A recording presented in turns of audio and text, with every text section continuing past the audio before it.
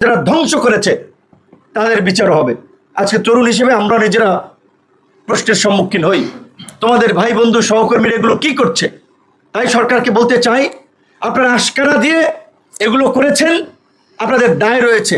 সেই দায় মোচনের জন্য হলেও অন্তত এই আন্দোলনের অন্যান্য অংশীজনদেরকে যথাযথ মূল্যায়ন করে এই ঘোষণাপত্রে তার সঠিক আপনারা বিবৃতি জাতির সামনে প্রকাশ করবেন। এবং আগামীতে যে জুলাই ঘোষণাপত্র হবে, সেই জুলাই ঘোষণাপত্রের কিভাবে আগামীতে যে জুলাই সনদ ঘোষণা করা হবে, সেই জুলাই সনদে কিভাবে সকলের আকাঙ্ক্ষাকে প্রকাশ করা যায়, অংশীজনদের ত্যাগের মূল্যায়ন কিভাবে করা যায়, তাদের ইতিহাসকে কিভাবে তুলে ধরা যায়, এবং এই জুলাই সনদকে আপনার মেঘনা কাটার মতো এইটা জাতির মুক্তির সনদে রূপান্তর করা যায়, আইনি ভিত্তি দেওয়া যায়, সেই বিষয়ে আপনারা পদক্ষেপ নিন, আলাপ আলোচনা করুন। এবং এই জুলাই সনদের ভিত্তিতেই আগামী নির্বাচন হবে। অন্যথায় পরিষ্কার কথা, এই বাংলাদেশে প্রতারণার মধ্যে দিয়ে আগামীতে কোনো নির্বাচন হলে, অতীতে নির্বাচনের নামে প্রহসন হয়েছে, আমি দামি নির্বাচন হয়েছে, আগের রাতে নির্বাচন হয়েছে, এই নির্বাচনের সাথে যারা জড়িত ছিল দেখেছেন বাংলাদেশের ইতিহাসে প্রধান বিচারপতির গলায় গামছা, প্রধান নির্বাচন কমিশনের কোমরে রশি, এই ইতিহাস কিন্তু বাংলাদেশের 50 বছরে ছিল না, কিন্তু হয়েছে।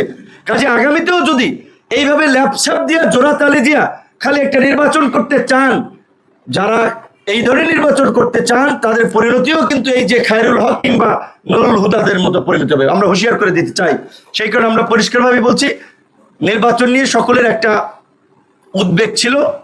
সরকার প্রধান জাতির উদ্দেশ্যে দেওয়া ভাষণে নির্বাচনের বিষয়ে একটা সম্ভাব্য ভালো এবং একটা উপযুক্ত সময়ে ঘোষণা করেছেন, এটাকে আমরা ইতিবাচকভাবে দেখি। কিন্তু একই সাথে নির্বাচন করার জন্য যেই এলিমেন্টগুলো প্রয়োজন, যেই বিষয়গুলো প্রয়োজন, প্রশাসনের নিরপেক্ষতা নিশ্চিত করা, সৎ দক্ষ পেশাদার অফিসারদের মাধ্যমে প্রশাসনের পুনর্গঠন এবং প্রশাসনকে ঢেলে সাজানো, লেভেল প্লেইং ফিল্ড তৈরি করা, নির্বাচন কমিশন সহ অন্যান্য প্রতিষ্ঠানগুলোকে ঢেলে সাজানো, সেই কর্মযজ্ঞ শুরু করতে হবে। এখন পর্যন্ত প্রশাসনের মধ্যে আমরা নিরপেক্ষ চরিত্র দেখতে পাই নাই। এক দলকে রাষ্ট্রীয় প্রটোকল দিচ্ছে, অনিবন্ধিত দল কিংবা কোনো রাজনৈতিক দল তাদের নিয়ে সমস্ত কর্মকাণ্ড পরিচালনা করছে জেলা লেভেলে, উপজেলা লেভেলে। অন্য অনেক দলকে, গণ অভ্যুত্থানের অংশীজনদেরকে দাওয়াতও দেওয়া হয় না ডিসি অফিসে, ইউনো অফিসে, এসপি অফিসে। তাহলে এই প্রশাসন কিভাবে একটা নিরপেক্ষ নির্বাচন করবে? সেই জন্য আমরা বারবার বলছিলাম যে আমরা নির্বাচন চাই। নির্বাচনের দাবিতে সবচেয়ে স্পষ্ট অবস্থান তুলেছে সর্বপ্রথম শুরু থেকে গণ অধিকার পরিষদ।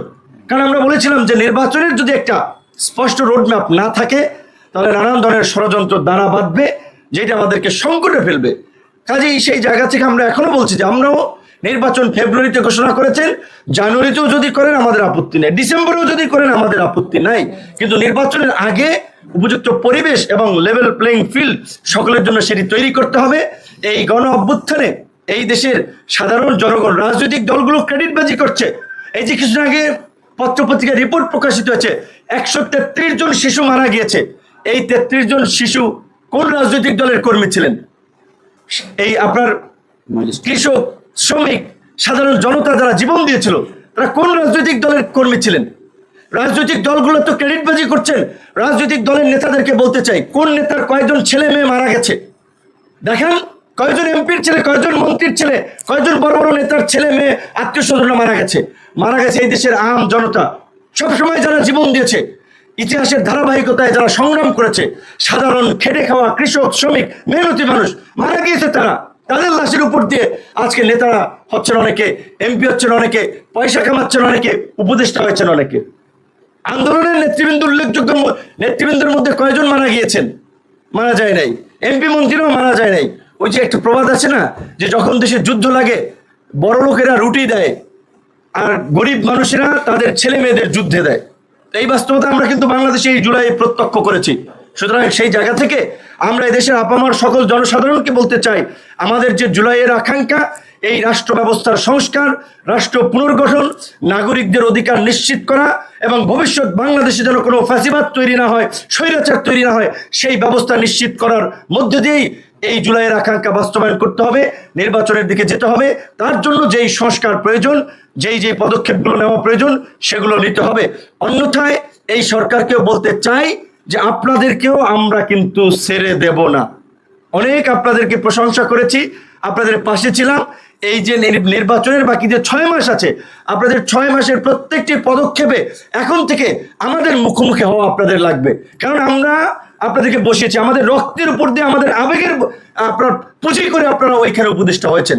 আমরা আপনাদেরকে সম্মান করে ওইভাবে এতদিন কিছু বলি নাই। কারণ আপনারা এই গত 1 বছর ধরে যা করেছেন, আমাদের সাথে প্রতারণা করেছেন, আমাদেরকে বঞ্চিত করেছেন, আমাদের সাথে অনেক ক্ষেত্রে প্রহসন করেছেন। তাই আমরা পরিষ্কারভাবে এখনো বলে দিতে চাই, এখনো আপনাদের প্রতি আস্থাটুকু রাখতে চাই। আপনারা সেই আস্থাটুকু ধরে আমাদের এই আকাঙ্ক্ষার বাস্তবায়ন করে বাংলাদেশকে একটা নতুন দিকে নিয়ে যাবেন, সেই প্রত্যাশা রইল। আল্লাহ হাফিজ। ধন্যবাদ।